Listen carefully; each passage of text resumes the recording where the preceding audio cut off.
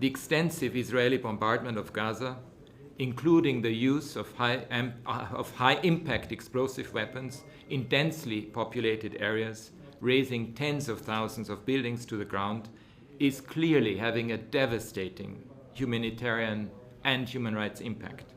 After 4 weeks of bombardment and shelling by Israeli forces in Gaza, the indiscriminate effects of such weapons in a densely populated area is clear.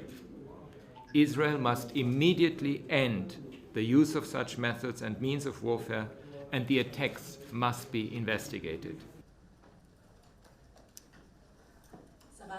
Considering the predictable high level of civilian casualty and the wider scale of destruction of civilian objects, we have very serious concerns that these amount to disproportionate attacks in breach of international humanitarian law. Strikes on hospitals and in the vicinity of hospitals in Gaza City have been particularly intense, especially around the two biggest hospitals in the area. I pass the floor to the High Commissioner for Human Rights, Volker Türk. Any use by Palestinian armed groups of civilians and civilian objects to shield themselves from attack is in contravention of the laws of war.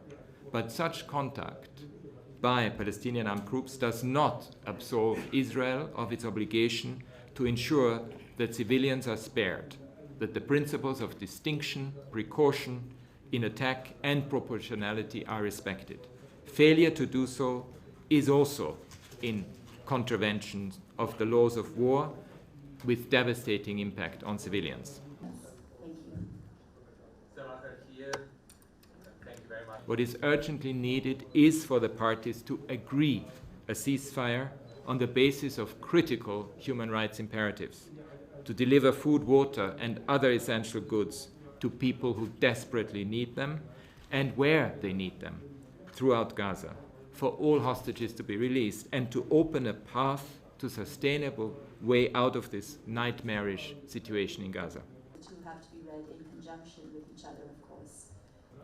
I also appeal as a matter of urgency for Israeli authorities to take immediate measures, to take steps to ensure the protection of Palestinians in the West Bank, who are being on a daily basis subjected to violence from Israeli forces and settlers, ill treatment, arrests, evictions, intimidation, and humiliation.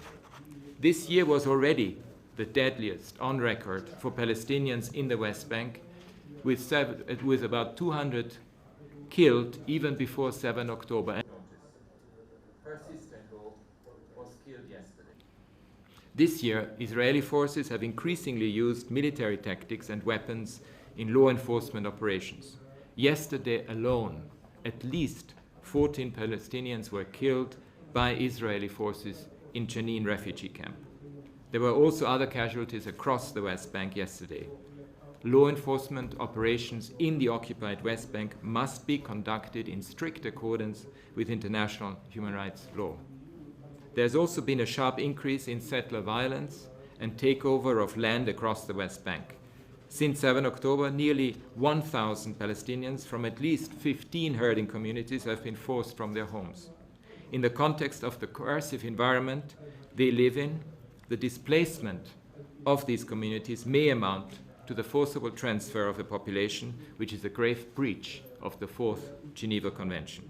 From Gaza, who've managed to evacuate Continued widespread impunity for such violations is unacceptable, dangerous, and it is in clear violation of Israel's obligation under international human rights law.